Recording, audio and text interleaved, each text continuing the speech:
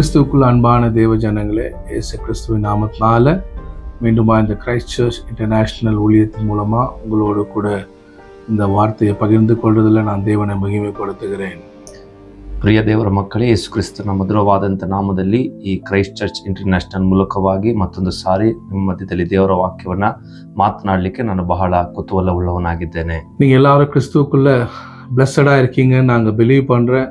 உங்களுக்காக தொடர்ந்து ஜபித்து கொள்கிறோம். உங்களுக்கு ஜப உதவி தேவைன்னா நீங்கள் வாட்ஸ்அப் மூலமாகவோ யூடியூப் மூலமாகவோ எங்களை நீங்கள் தொடர்பு கொள்ளலாம்.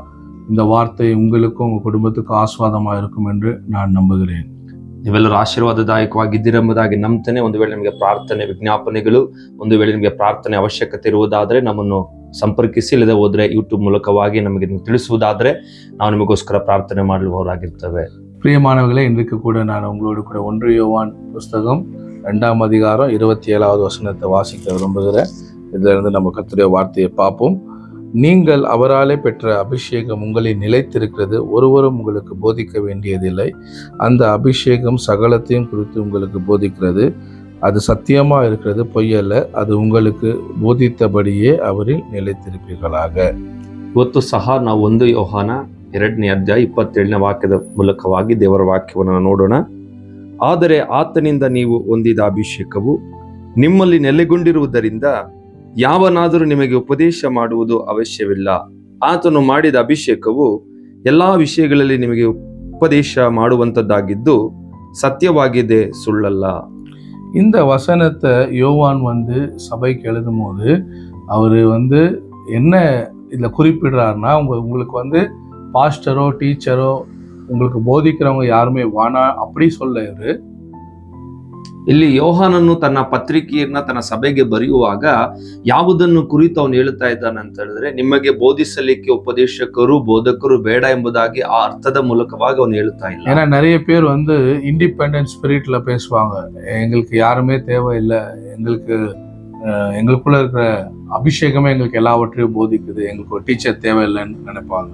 ಅನೇಕರು ತಮ್ಮಲ್ಲಿರುವಂತ ಸ್ವಯಭಾವದಿಂದ ಅನೇಕರು ಏನ್ ಮಾಡ್ತಾರೆ, ಮಾತನಾಡ್ತಾರೆ, ನಮಗೆ ಯಾರು ಉಪದೇಶ ಮಾಡ್ಲಿಕ್ಕೆ ಬೇಕಿಲ್ಲ, ನಮಗೆ ಯಾರು ಬೋಧಿಸಲಿಕ್ಕೆ ಬೇಕಿಲ್ಲ, ನಮ್ಮ ಒಳಗಿರುವಂತ ಆತ್ಮವೇ ನಮಗೆ ಎಲ್ಲವನ್ನ ತಿಳಿಸಿಕೊಡುತ್ತದೆ ಎಂಬುದಾಗಿ ಹೇಳಿ ಅನೇಕರು ಈ ರೀತಿಯಲ್ಲಿ ಮಾತನಾಡ್ತಾರೆ. ஆனா இந்த இடத்துல சொல்லப்படுது நம்ம ரட்சிப்பு நாள்ல நம்ம பெற்றுக்கொள்றதான பரிசுத்த ஆவியின் ಅಭಿಷೇಕಂ.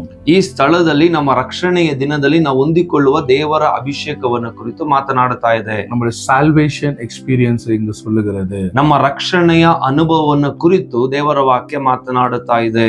ஏன் ஒருவேளை நமக்கு போதகர்கள் நமக்கு பாஸ்டருங்க வானானா எபேசியர் புஸ்தகத்திலயோ கொரிந்து புஸ்தகத்திலயோ ரோமர் புஸ்தகத்திலயோ வரங்களை குறித்தும் ஊழியங்களை குறித்தும் அந்த இடத்துல பவுல் எழுதியிருக்க மாட்டாரு.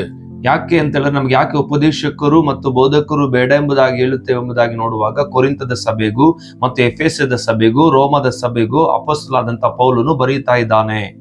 பவுல் சொல்றாரு, உங்களுக்குள்ள அப்போஸ்தலர்கள் இருக்கிறாங்க, உங்களுக்குள்ள மேய்ப்பர்கள் இருக்கிறாங்க, உங்களுக்குள்ள போதகர்கள் இருக்கிறாங்க. ஆண்டவர் இன்னொருத்தருக்கு போதிக்க கூடாது, இல்ல போதகர்கள் தேவையில்லைன்னா எபேசியர் புஸ்தகத்துல சொல்லியிருக்க மாட்டாரு. கிறிஸ்துவின் சரீரம் சீர்பொருந்தும் பொருட்டு சபையில வரங்கள் கொடுக்கப்பட்டிருக்கிறது என்று சொல்லி. ಅದಕ್ಕಾಗಿನೇ ದೇವರ ಆತ್ಮನು ಏನ್ ಮಾಡ್ತಾ ಇದ್ದಾನಂದ್ರೆ, ಬೋಧಕರುಗಳು ಇರಬೇಕು ಮತ್ತು ಉಪದೇಶಕರು ಇರಬೇಕೆಂಬುದಕ್ಕೋಸ್ಕರ ಅಪೊಸ್ತಲನಾದಂತ ಪೌಲನ ಮೂಲಕವಾಗಿ ಆತನು ಹೇಳ್ತಾ ಇದ್ದಾನೆ, ನಿಮ್ಮ ಸಭೆಗಳು ಅವು ಸರಿಯಾದ ಪ್ರಯೋಜನಾರ್ಥಕವನ್ನು ಹೊಂದಿಕೊಳ್ಳಬೇಕಂದ್ರೆ ಅಪೊಸ್ತಲರುಗಳು ಬೇಕು, ಸುವಾರ್ತಿಕರು ಬೇಕು, ಬೋಧಕರು ಬೇಕು ಎಂಬುದಾಗಿ ಹೇಳಿ ಅಪೊಸ್ತಲನಾದಂತ ಪೌಲನ ಮೂಲಕವಾಗಿ ದೇವರ ಆತ್ಮನು ಸತ್ಯವೇದದಲ್ಲಿ ಬರೀತಾ ಇದ್ದಾನೆ. ஆனா நீங்க என்னைக்கு நீங்க ரட்சிக்கப்பட்டீங்களோ அன்னைக்கு உங்க ஆவி புதிதாக்கப்பட்டிருக்கிறது.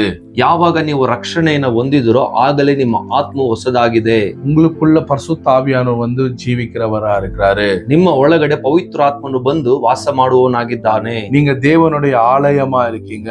ನೀವು ಸಹ ದೇವರ ಆಲಯವಾಗಿದ್ದೀರಾ. உங்களுக்குள்ள ஜீவிக்கிறதான பரிசுத்த ஆவியின் ஆள் தத்துவம், தெய்வத்துவம், அந்த அபிஷேகம் உங்களுக்குள்ள தேவன் வாழ்கிறவரா இருக்கிறாரு. ನಿಮ್ಮ ಒಳಗಿರುವಂತ ಪವಿತ್ರಾತ್ಮನ ಆಳ್ವಿಕೆಯು, ಆ ದೈವತ್ವವು ನಿಮ್ಮ ಒಳಗಡೆ ದೇವರು ವಾಸ ಮಾಡುತ್ತಾ ಇದ್ದಾನೆಂಬುದಾಗಿ ನಿಮಗೆ ತಿಳಿಸಿಕೊಡುವಂತದ್ದಾಗಿದೆ. ಸೊ இந்த நியூ born again எக்ஸ்பீரியன்ஸ்ல நமக்கு கிடைக்கிறதான அந்த அபிஷேகம் பரிசுத்த ஆவியானவர் நமக்குள்ள வந்து ஜீவிக்கிற அந்த எக்ஸ்பீரியன்ஸ் தான் நமக்கு ஒவ்வொரு நாளும் நம்மளை அவர் நடத்த, நம்மளை வழி நடத்த, நம்மளை போதிக்க அவர் போதுமானவராக இருக்கிறாரு. ಈ ಹೊಸದಾಗಿ ಹುಟ್ಟಿದ ಅನುಭವವೇ ಪವಿತ್ರಾತ್ಮ ನಮ್ಮ ಒಳಗಡೆ ಬಂದು ಆತನ ವಾಸ ಮಾಡುತ್ತಾನೆ. ಆತನು ನಮ್ಮನ್ನು ಪ್ರತಿದಿನವೂ ನಮ್ಮನ್ನು ನಡೆಸಿಕೊಂಡು ಹೋಗುವವನಾಗಿರುತ್ತಾನೆ.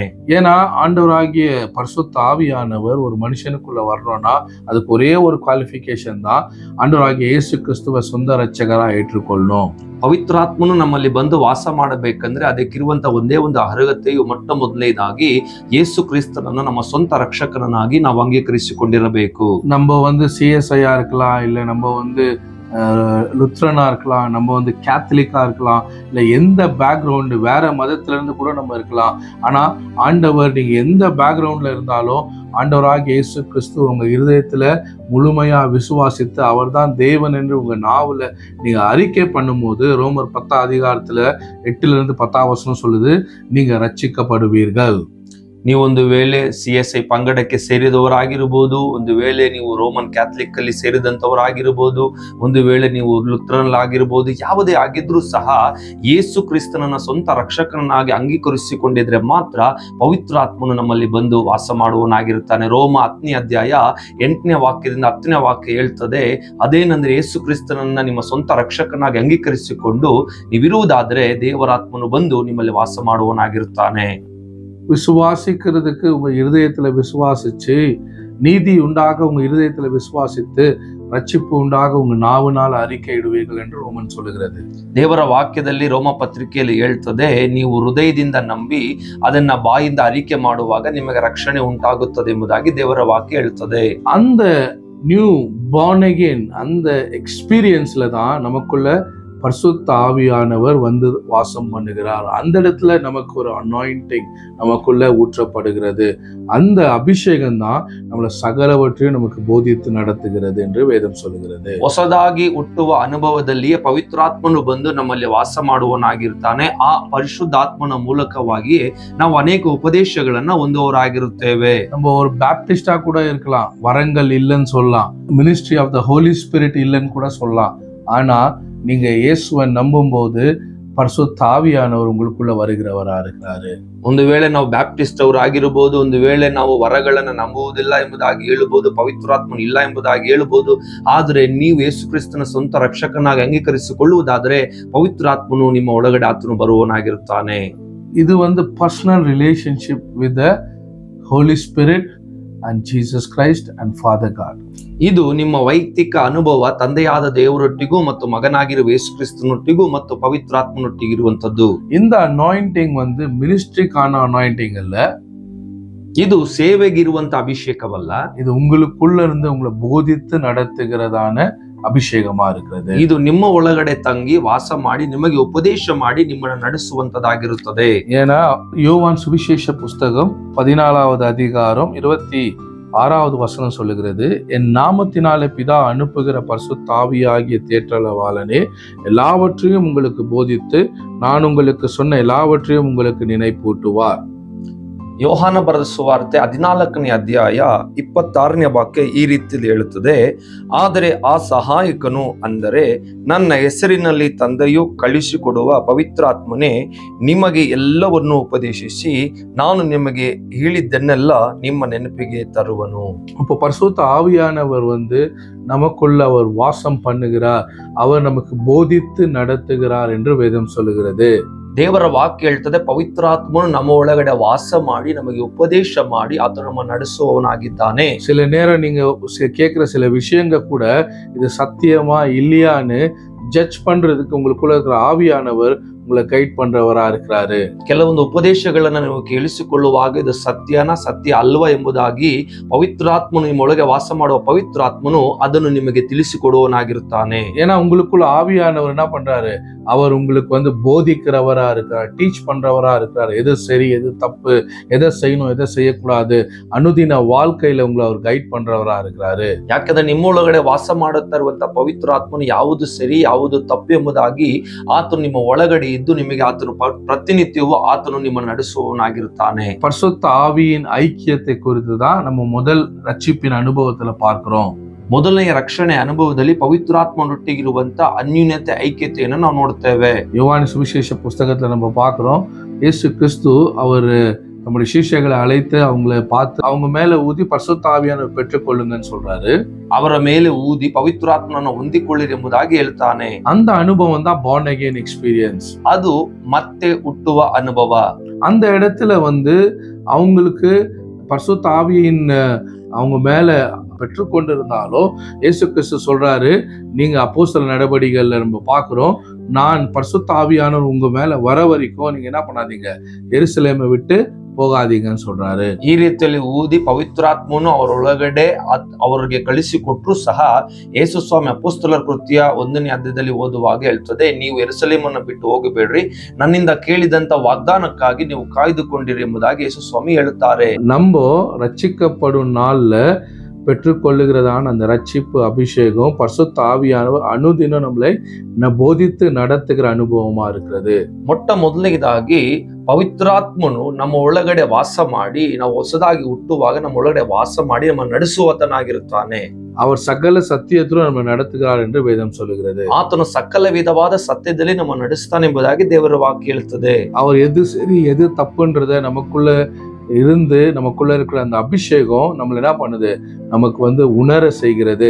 ಯಾವುದು ಸರಿ ಯಾವುದು ತಪ್ಪು ಎಂಬುದಾಗಿ ಪವಿತ್ರಾತ್ಮ ನಮ್ಮ ಒಳಗಡೆ ವಾಸ ಮಾಡಿ ನಮ್ಮ ಒಳಗಡೆ ಆತನು ಪ್ರೇರೇಪಿಸುವನಾಗಿರುತ್ತಾನೆ. நமக்குள்ளே அது விட்னஸ் பண்ணுது. ಅದು ನಮ್ಮ ಒಳಗಡೆ ಸಾಕ್ಷಿಯನ್ನು ಕೊಡುವುದಾಗಿರುತ್ತದೆ. இத பண்ணலாமா வானாமா, இது சரியா தப்பான்னு அந்த சாட்சி நமக்குள்ள இருந்து ಉಂಟಾகிறதா இருக்கிறது. ಇದನ್ನ ಮಾಡುವುದಾ ಸರಿನಾ ಇದು ತಪ್ಪ ಎಂಬುದಾಗಿ ನಮ್ಮ ಒಳಗಡೆ ಇರುವಂತ ಆ ಒಂದು ವಿಷಯ ನಮ್ಮ ಒಳಗೆ ಮಾತನಾಡುವವರಾಗಿರ್ತದೆ. ಅದು ನಮಗೆ ಸಾಕ್ಷಿಯನ್ನು ಕೊಡುವುದಾಗಿರ್ತದೆ. அதுதான் நம்ம ரட்சிப்பினால் வருகிறதான அந்த அனுபவம். ಅದೇ ರಕ್ಷಣೆಯಿಂದ ಬರುವಂತ ಅನುಭವ. அடுத்து ஊழியம் செய்கிறதுக்கான அபிஷேகம். ಅನಂತರವಾಗಿ ಸೇವೆ ಮಾಡಲಿಕ್ಕೆ ಬೇಕಾಗಿರುವಂತ ಅಭಿಷೇಕ. அதுதான் அப்போஸ்தலர் 1ஆம் அதிகாரம் 8ஆம் வசனம் சொல்லுகிறது, பரிசுத்த ஆவி உங்களிடத்தில் வரும்போது நீங்கள் பலனடைந்து எருசலேமிலும் யூதேயா முழுவதிலும் சமரியாவிலும் பூமியின் கடைசி பரியந்தமும் எனக்கு சாட்சிகளாயிருப்பீர்கள் என்றார். ಅಪೊಸ್ತಲ ಕೃತ್ಯ 1ನೇ ಅಧ್ಯಾಯ 8ನೇ ವಾಕ್ಯ, ಆದರೆ ಪವಿತ್ರಾತ್ಮನು ನಿಮ್ಮ ಮೇಲೆ ಬರಲು ನೀವು ಬಲವನ್ನು ಹೊಂದಿ ಯೆರೂಸಲೇಮಿನಲ್ಲಿಯೂ ಎಲ್ಲಾ ಯೂದಾಯ ಸಮರ್ಯ ಸೀಮೆಗಳಲ್ಲಿಯೂ ಭೂಲೋಕದ ಕಟ್ಟ ಕಡೆಯವರೆಗೂ ನನಗೆ ಸಾಕ್ಷಿಗಳಾಗಿರಬೇಕು ಅಂದನು. இந்த வசனத்தின்படி பரிசுத்த ஆவியின் அபிஷேகம் நம்ம மேல வரும்போது இல்ல நமக்கு ஊழியம் செய்யும்படியான ஒரு அனாயிண்டிங் ஆண்டவர் நமக்கு என்ன பண்றாரு, கொடுக்குறாரு. the work of the ministry, ஊழியம் செய்கிறதுக்கான அபிஷேகம். அந்த அபிஷேகம் வரும்போது அதனுடைய பிரதானமான நோக்கம் என்ன, அது நம்ம சாட்சியாய் இருக்கும்படிக்கு. ಇಲ್ಲಿ ದೇವರ ವಾಕ್ಯ ಹೇಗೆ ಹೇಳ್ತದೆ, ಇಲ್ಲಿ ದೇವರು ಸೇವೆಯ ಅಭಿಷೇಕವನ್ನ ಇಲ್ಲಿ ಆತನು ಕೊಡುವವನಾಗಿರ್ತಾನೆ. ಪವಿತ್ರಾತ್ಮನ ಮೇಲೆ ಬರುವಾಗ ನಾವು ಸೇವೆಯನ್ನ ಮಾಡಲಿಕ್ಕೆ ಅದು ಕರೆದುಕೊಂಡು ಹೋಗುವುದಾಗಿರುತ್ತದೆ. ಮಾತ್ರವಲ್ಲದೆ ಮೊಟ್ಟ ಮೊದಲನೇದಾಗಿ ಏನು ಮಾಡ್ತದೆ ಎಂಬುದಾಗಿ ನೋಡುವಾಗ ನಾವು ಸಾಕ್ಷಿಗಳನ್ನ ಕೊಡುವವರಾಗಿರ್ತೇವೆ. இங்க பாருங்க, அப்போஸ்தலர் நடவடிக்கைகள்ல நம்ம பார்க்கிறோம், 1:8 சொன்னபடி நீங்க எனக்கு சாட்சிகளா இருக்கும்படிக்கு பரிசுத்த ஆவியானவருக்காக என்ன பண்ணுங்க, காத்திருங்கன்னு சொல்றாரு. ಇಲ್ಲಿ ಅಪೊಸ್ತಲ ಕೃತ್ಯ 1ನೇ ಅಧ್ಯಾಯ 8ನೇ ವಾಕ್ಯದಲ್ಲಿ ಯೇಸು ಸ್ವಾಮಿ ಹೇಳ್ತಾನೆ, ನೀವು ನನ್ನನ್ನು ಕುರಿತು ಸಾಕ್ಷಿಯನ್ನ ಕೊಡಬೇಕಾದ್ರೆ ನೀವು ಪವಿತ್ರಾತ್ಮನಿಗಾಗಿ ಕಾಯ್ದುಕೊಂಡಿರಿ ಎಂಬುದಾಗಿ ಯೇಸು ಸ್ವಾಮಿ ಹೇಳ್ತಾ ಇದ್ದಾನೆ. லூக்காவின் புஸ்தகம் 4ஆம் அதிகாரம், ಲೂಕನು ಬರೆದ ಸುವಾರ್ತೆ 4ನೇ ಅಧ್ಯಾಯದಲ್ಲಿ 18வது வசனம், ಅದರ 18ನೇ ವಾಕ್ಯ ಹೀಗೆ ಹೇಳ್ತದೆ, கர்த்தருடைய ஆவியானவர் என் மேல் இருக்கிறார், தரித்திரருக்கு சுவிசேஷத்தை பிரசங்கிக்கும்படி என்னை அபிஷேகம் பண்ணினார், இருதயம் நறுங்கொண்டவர்களை குணமாக்கவும் சிறைப்பட்டவர்களுக்கு விடுதலையும் குருடருக்கு பார்வையும் பிரசித்தப்படுத்தவும் நொறுங்கொண்டவர்களை விடுதலையாக்கவும் கர்த்தருடைய அனுக்கிரக வருஷத்தை பிரசித்தப்படுத்தவும் என்னை அனுப்பினார் என்று எழுதியிருக்கிற இடத்தை அவர் கண்டு. ಲೂಕ 4ನೇ ಅಧ್ಯಾಯ 18ನೇ ವಾಕ್ಯ ಹೀಗೆ ಹೇಳ್ತದೆ, ಕರ್ತನ ಆತ್ಮವು ನನ್ನ ಮೇಲೆ ಇದೆ, ಆತನು ನನ್ನನ್ನು ಬಡವರಿಗೆ ಶುಭ ವರ್ತಮಾನವನ್ನು ಸಾರುವುದಕ್ಕೆ ಅಭಿಷೇಕಿಸಿದನು, ಸೆರೆಯವರಿಗೆ ಬಿಡುಗಡೆಯಾಗುವುದನ್ನು ಮತ್ತು ಕುರುಡರಿಗೆ ಕಣ್ಣು ಬರುವುದನ್ನು ಪ್ರಸಿದ್ಧಪಡಿಸುವುದಕ್ಕೂ ಮನ ಮುರಿದವರನ್ನು ಬಿಡಿಸಿ ಕಳಿಸುವುದಕ್ಕೂ ಕರ್ತನು ನೇಮಿಸಿರುವ ಶುಭ ವರ್ತಮಾನವನ್ನು ಪ್ರಚುರಪಡಿಸುವುದಕ್ಕೂ ಆತನು ನನ್ನನ್ನು ಕಳಿಸಿದ್ದಾನೆ ಎಂಬುದು. இப்போ இங்க நம்ம பார்க்கிறோம், இந்த இடத்துல ஊழியம் செய்கிறதுக்கான அபிஷேகத்தை பார்க்கிறோம். இயேசு கிறிஸ்து அவர் ஞானஸ்தானம் எடுத்து கரையேறி வந்த உடனே புறாவை போல பரிசுத்த ஆவி அவர் மேல இறங்கி வராரு. வந்த பிறகு அவர் என்ன பண்றாரு, 40 நாள் போய் வனாந்தரத்துல ஜபித்துட்டு வந்த உடனேயே அவர் என்ன பண்றாரு, ஒரு ஆலயத்துல போய் இந்த புஸ்தகத்தை எடுத்து வாசிக்கிறார். கர்த்தருடைய ஆவியானவர் என் மேல இருக்கிறார். எதற்காக இருக்கிறார்? அவரு தரித்திரருக்கு சுவிசேஷத்தை ಪ್ರಸಂಗಿಕುಂಬಡಿಕೆ. ಇಲ್ಲಿ ದೇವರ ವಾಕ್ಯ ಹೇಗೆ ಹೇಳ್ತದೆ, ಯೇಸು ಸ್ವಾಮಿ ಸೇವೆಯನ್ನು ಆರಂಭ ಮಾಡುವುದಕ್ಕಿಂತ ಮುಂಚೆ ಆತನು ದೀಕ್ಷಾಸ್ನಾನವನ್ನು ತೆಗೆದುಕೊಂಡ ನಂತರವಾಗಿ ಆತನ ಮೇಲೆ ಪವಿತ್ರಾತ್ಮನು ಬಂದು ಆತನು ಇಳಿದ ನಂತರವಾಗಿ ಆತನ ಏನ್ ಮಾಡ್ತಾನೆ, ಅಡವಿಯಲ್ಲಿ ಪ್ರಾರ್ಥನೆ ಮಾಡ್ಲಿಕ್ಕಾಗಿ ಆತನು ಹೋಗುವಾಗ ಆತ 40 ದಿವಸ ಪ್ರಾರ್ಥನೆ ಮಾಡಿ ಹಿಂತಿರುಗಿ ಬರುವಾಗ ಆತನ ದೇವರ ವಾಕ್ಯದಲ್ಲಿ ಹೇಳಲ್ಪಡ್ತಾ ಇದೆ, ಕರ್ತನ ಆತ್ಮನು ನನ್ನ ಮೇಲೆ ಇದೆ ಎಂಬುದಾಗಿ ಹೇಳಿ ಆತನು ಸೇವೆಯನ್ನು ಆರಂಭ ಮಾಡುತ್ತಾ ಇದ್ದಾನೆ. ಎದಕ್ಕಾಗ ಪರಿಶುದ್ಧಾವಿಯನ್ ಮೇಲೆ இருக்கிறார்? ಸುವಿಶೇಷತೆ ಪ್ರಸಂಗಿಕುಂಬಡಿ. ಯಾಕೆ ಕರ್ತನ ಆತ್ಮನು ನನ್ನ ಮೇಲಿದ್ದಾನೆ ಎಂಬುದಾಗಿ ಹೇಳುವಾಗ ಅಲ್ಲಿ ವಾಕ್ಯ ಹೇಳ್ತದೆ, ಬಡವರಿಗೆ ಶುಭ ವರ್ತಮಾನವನ್ನ ಸಾರಲಿಕ್ಕಾಗಿ. நம்ம சொன்னோம், முதலாவது நமக்கு born again anointing, அந்த born again experience. அப்போ நமக்கு என்ன ஆகுது, நமக்குள்ள ஒரு அபிஷேகம் ತಂಗಿ இருக்கிறது.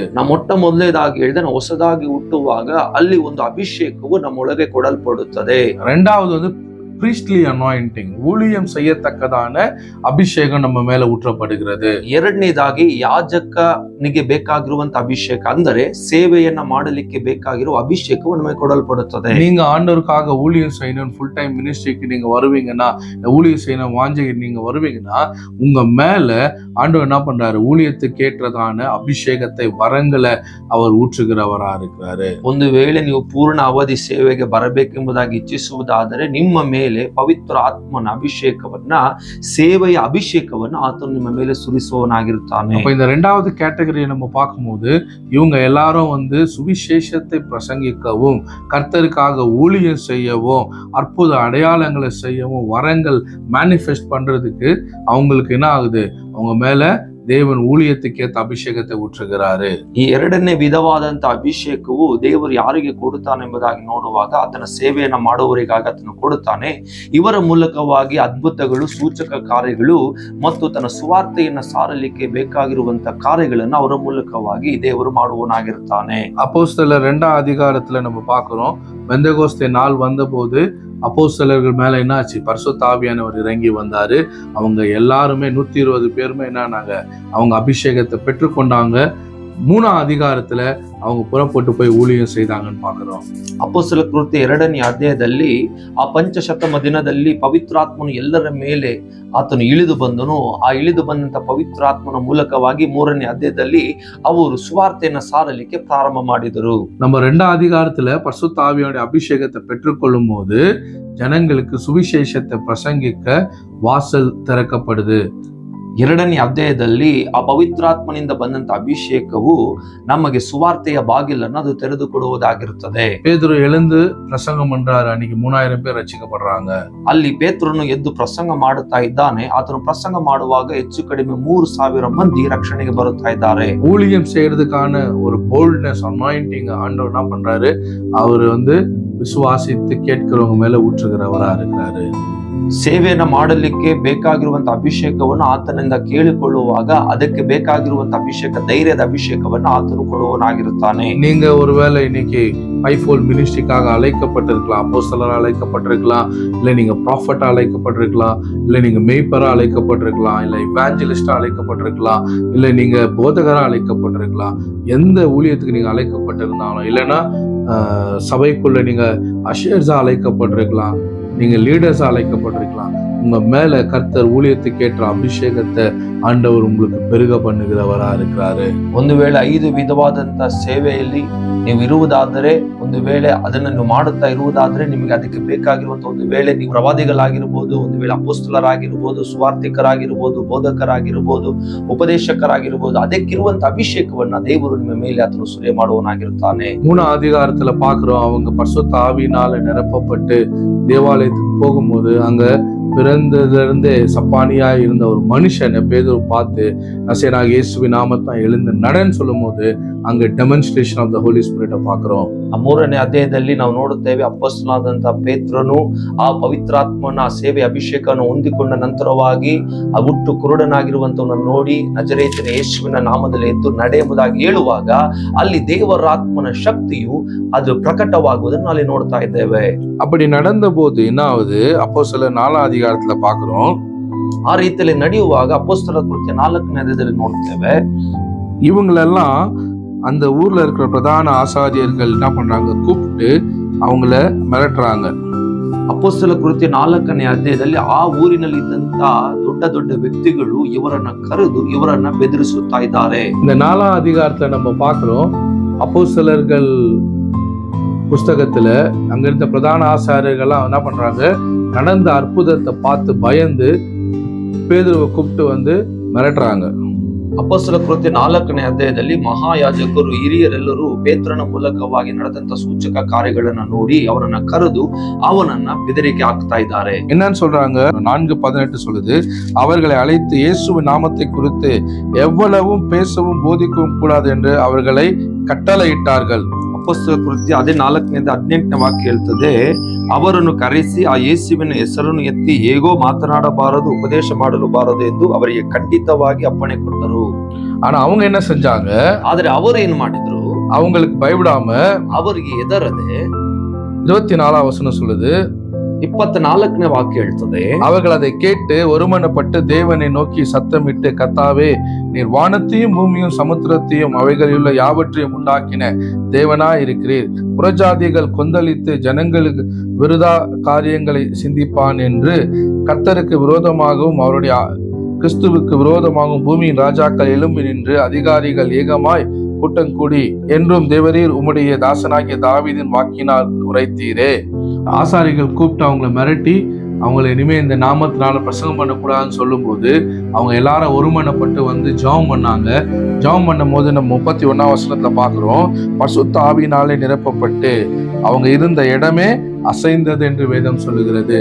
ಆ ಮಹಾಯಾಜಕರು ಹಿರಿಯರು ಅವರನ್ನ ಕರೆದು ಬೆದರಿಸಿ, ನೀವು ಇನ್ನು ಮುಂದೆ ಹೆಸರನ್ನ ಹೇಳಿ ಪ್ರಸಂಗ ಮಾಡಬಾರದು, ಹೆಸರಿನ ಮೇಲೆ ಸೂಚಕ ಕಾರ್ಯಗಳನ್ನ ಮಾಡಬಾರದು ಎಂಬುದಾಗಿ ಅವರನ್ನ ಬೆದರಿಸುವಾಗ ದೇವರ ವಾಕ್ಯ ಹೇಳ್ತದೆ 4ನೇ 31ನೇ ವಾಕ್ಯದಲ್ಲಿ, ಅವರು ಏಕ ಮನಸ್ಸಿನಿಂದ ಕೂಡಿ ಪ್ರಾರ್ಥನೆ ಮಾಡುವಾಗ ಆ ಸ್ಥಳವು ನಡೆಗಿತ್ತು ಎಂಬುದಾಗಿ ದೇವರ ವಾಕ್ಯ ಹೇಳ್ತದೆ. அவங்க சொன்னதான எந்த விஷயத்துக்கும் பயப்படல. ஏன்னா 2வது முறை நம்ம பாக்குறோம், 2ஆம் அதிகாரத்துல பரிசுத்த அவங்க மேல வந்தாரு. அடுத்து 4ஆம் அதிகாரத்துல பாக்குறோம், அவங்க கூடி ஒருமனப்பட்டு ஜெபம் பண்ணும் போது பரிசுத்த ஆவியானவர் வந்த போது அந்த இடம் அசைந்தது என்று சொல்லி. அப்போ நம்ம ஊழியத்துல இருக்கிறோம்னாக்கா, நம்ம தேவனுடைய பிள்ளைகளா இருக்கிறோம்னாக்கா, பரிசுத்த ஆவியினால நிரப்பப்படுறது நம்ம வாழ்க்கையில ரொம்ப முக்கியமா இருக்கிறது.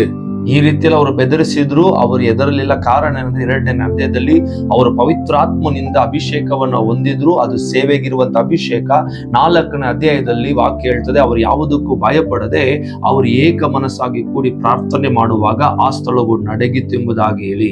இன்னைக்கு நீங்க ஊழியத்துக்கு அழைக்கப்பட்டிருக்கீங்க. நான் உங்களை பார்த்து என்கரேஜ் பண்றேன். உங்க ஊழியத்துல என்ன பிரச்சனை இருந்தாலும், என்ன போராட்டங்கள் இருந்தாலும், எபேசியர் புஸ்தகத்துல 5ஆம் அதிகாரத்துல சொல்லபடி நீங்க மதுபான வெறி கொள்ளாமல் நீங்கள் பரிசுத்த ஆவியினாலே நிறைந்து நீங்க ஒருவருக்கொருவர் தேற்றுங்க, புத்தி சொல்லுங்க, சங்கீதத்தினால கீர்த்தனைகளால ஒருத்தருக்கு ஒருத்தர் நீங்க ஞான பாட்டுனால ஒருத்தர் நீங்க புத்தி சொல்லுங்கன்னு ಬೈಬಲ್ சொல்லுது.